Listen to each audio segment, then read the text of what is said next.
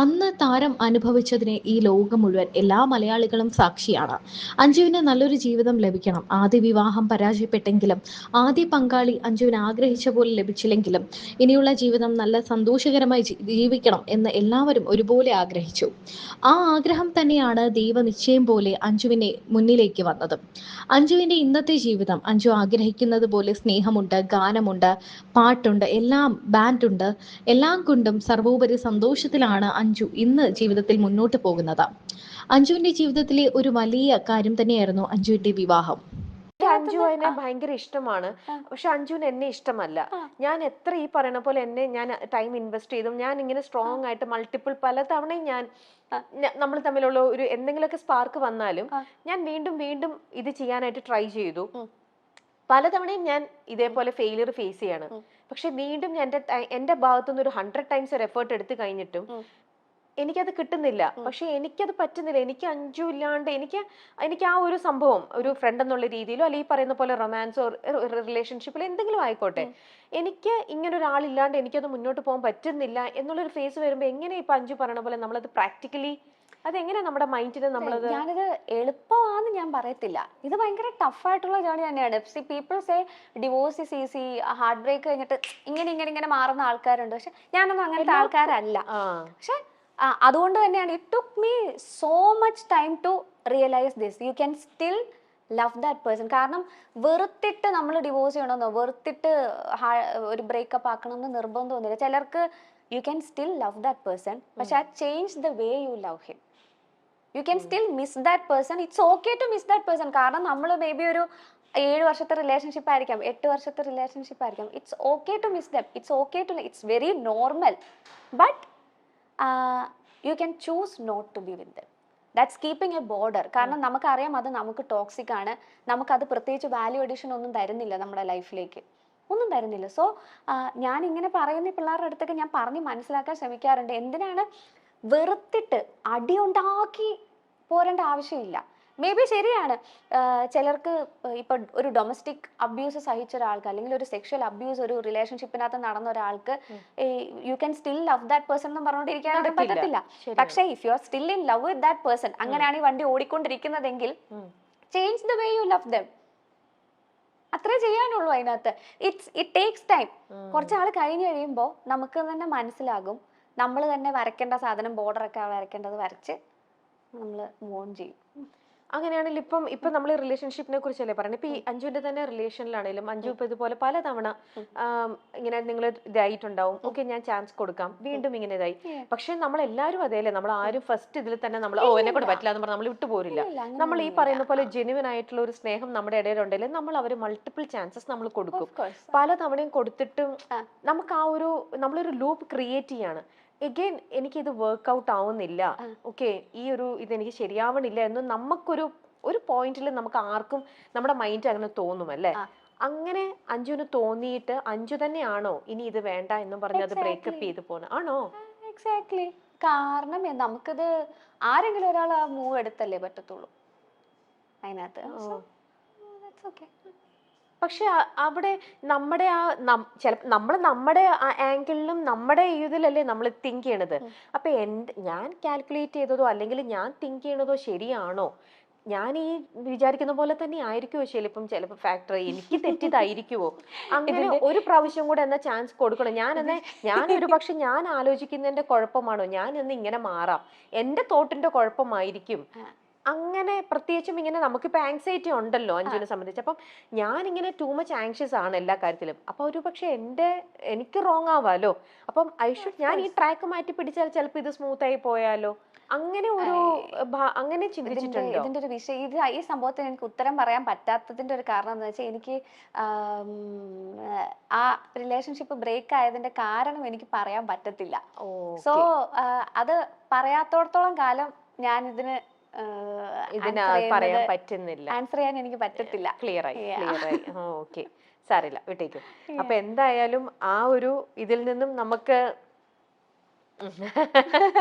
അല്ല, നമുക്ക് ഒരുപാട് വർഷത്തെ നമ്മുടെ ആ ഒരു ഇൻവെസ്റ്റ്മെന്റും നമ്മുടെ ഒരു ഇതല്ലേ. പക്ഷെ അതിൽ നിന്ന് അഞ്ജുവിനെ അപ്പൊ ഹെൽപ്പ് ചെയ്തത് അഞ്ജു തന്നെയാണോ, ഈ പറയുന്ന ഒരു ഡോക്ടറിനാണോ?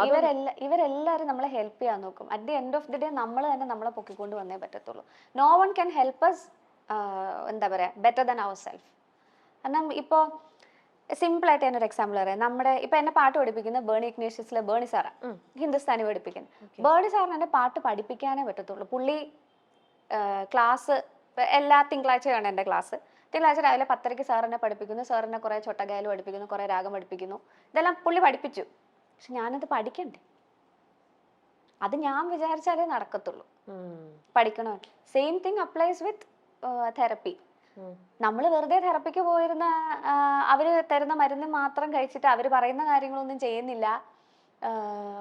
നമ്മൾ പിന്നെയും ആ ഒരു ലൂപ്പിൽ തന്നെ കിടന്ന് കറങ്ങിക്കൊണ്ടിരിക്കുവാണ്. നമ്മൾ ബൗണ്ടറി വെക്കുന്നില്ല, അല്ലെങ്കിൽ നമ്മൾ ആ ഒരു ആ എൻവയോൺമെന്റിൽ തന്നെ നമ്മൾ ഇപ്പോഴും നിൽക്കുവാണെങ്കിൽ ഹൗ കം ഒരു വ്യത്യാസം ഉണ്ടാകും? സോ അത് നമ്മളും കൂടെ വർക്ക് ചെയ്താൽ മാത്രമേ ഉള്ളൂ. ഇപ്പോൾ എല്ലാവരും അതിനുള്ളൊരു പ്രിവിലേജ്ഡ് സിറ്റുവേഷനിലാണോ എന്ന് ചോദിച്ചാൽ അല്ല. അല്ലാത്ത ഇഷ്ടം പോലെ ആൾക്കാരുണ്ട്. ഇപ്പോൾ ഒരു ടോക്സിക് ആയിട്ടുള്ള സിറ്റുവേഷനിൽ നിന്നിട്ട് അതിൽ ഒബ്സസ്ഡ് ആയിട്ട് നിൽക്കുന്ന ആൾക്കാരും ഉണ്ട്. പിന്നെ എനിക്കറിയാവുന്ന എത്രയോ ആൾക്കാരുണ്ട്. ഇപ്പം ഞാൻ ഈ ഒരു കാര്യം ഓപ്പൺ അപ്പ് ചെയ്ത് കഴിഞ്ഞ് കഴിഞ്ഞാൽ പിന്നെ ഞാനിത് ഓപ്പൺ അപ്പ് ചെയ്തതിൻ്റെ തന്നെ കാരണം കുറേ പേര് ഇതിൻ്റെ താഴേക്ക് വന്ന് കമൻ്റൊക്കെ ഇടാറുണ്ടായിരുന്നു ആ സമയത്ത്. ഇവളിത് പറഞ്ഞതുകൊണ്ടല്ലേ ഇങ്ങനെ ന്യൂസും കാര്യങ്ങളൊക്കെ വരുന്നത്. ഞാനത് പറഞ്ഞതിൻ്റെ ഒരു മേജർ കാരണം, it's not a crime to divorce.